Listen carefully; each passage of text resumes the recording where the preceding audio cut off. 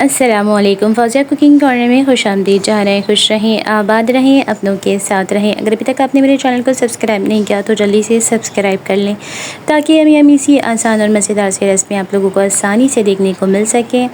آج میں آپ کے ساتھ کالے چھولوں کی زبردست سی ریسپی شیئر کرنے والی ہوں، جس میں کھٹی چٹنی ڈالوں گی جو آپ اسکرین پر دیکھ رہے ہیں، اور اسے دیکھ کر ہی منہ میں آ رہا ہے پانی۔ تو یہ ہو رہی ہے زبردستی ہماری تیار، اور یہ چھولے تو اس کو ہم بنا لیں گے۔ بہت ہی ایزی ہے اس کو بنانا، جلدی سے یہ بن جائیں گے۔ یہ ہے میرے پاس 1 عدد آلو، اس کو میں نے اس طرح سے کٹ لگا کے ابال لیا تھا۔ اب ہم اس کا چھلکا اتار کر اسے میش کریں گے۔ چھولوں کو میں نے رات پر بھگو دیا تھا، اگر آپ رات بھر نہ بھی بھگو پائیں تو 2-3 گھنٹے انہیں بھگو دیں بنا کسی بھی سوڈے وغیرہ کے، اور پھر ابال لیں۔ اس میں کوئی سوڈا وغیرہ نہیں ڈلے گا کالے چھولوں میں۔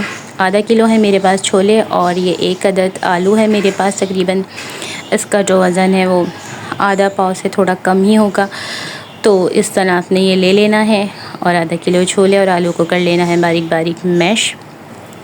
اس کے بعد ہم ڈالیں گے پین میں 2 سے 3 ٹیبل اسپون آئل۔ اس کے بعد اس میں 1 ٹیبل اسپون تازہ لہسن جو ہے وہ کرش کر کے 1 ٹیبل اسپون میں نے ڈال دیا ہے، اور ساتھ ہی میں ڈالوں گی 1 ٹی اسپون لال مرچ پسی ہوئی۔ اس کو ہلکا سا ہم سوتے کریں گے، اور اس کے بعد میں ڈالوں گی 1 ٹیبل اسپون بھنا کٹا زیرہ، 1 ٹیبل اسپون اس میں شامل کروں گی کٹی لال مرچ، اور 1 ٹیبل اسپون ہی اس میں ہم نمک کو شامل کر لیں گے، اور پھر ان سب چیزوں کو ہلکا سا بھونیں گے، اور ساتھ ہی پانی شامل کریں گے تاکہ لہسن وغیرہ اور مسالے اچھی طرح سے بھن جائیں۔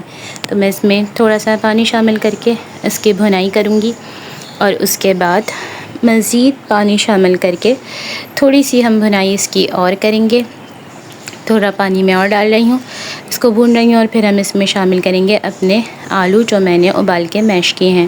تو آلو شامل کرنے کے بعد ہم اسے چلائیں گے، اور تھوڑا سا پانی ڈالیں گے اس میں، تھوڑا سا اسے پتلا کریں گے، اور اس کے بعد ہم نے اس کو گرائنڈ کرنا ہے تاکہ اس کا بالکل جو پتلا ورژن ہے وہ ہمارے پاس آ جائے چٹنی جیسا۔ تو یہ بھن چکا ہے، اب میں اس میں تھوڑا پانی ڈال رہی ہوں، اس کو پتلا رکھنا ہے ہمیں چٹنی کو۔ تو 1 سے 2 کپ آپ اس میں پانی ڈال لیں، اور اس کو اچھی طرح سے بھون لیں، اور اس کے بعد آپ نے اس کو گرائنڈر میں ڈال کے پتلا پیس لینا ہے۔ مگر اس سے پہلے ہم اس میں شامل کریں گے زردے کا رنگ 1/2 ٹی اسپون۔ یہ اس کی شان کو اور بڑھائے گا اور بہت اچھا کلر لے کے آئے گا۔ اس سے زیادہ آپ نے نہیں ڈالنا، 1/2 ٹی اسپون ڈالنا ہے۔ اور یہ چٹنی اس وقت آپ نے پھر اس کو گرائنڈر میں ڈال کے گرائنڈ کر کے پتلا سا کر لینا ہے۔ تو جناب اس کے بعد ہم کریں گے مکس، چٹنی کو کریں گے گرائنڈ۔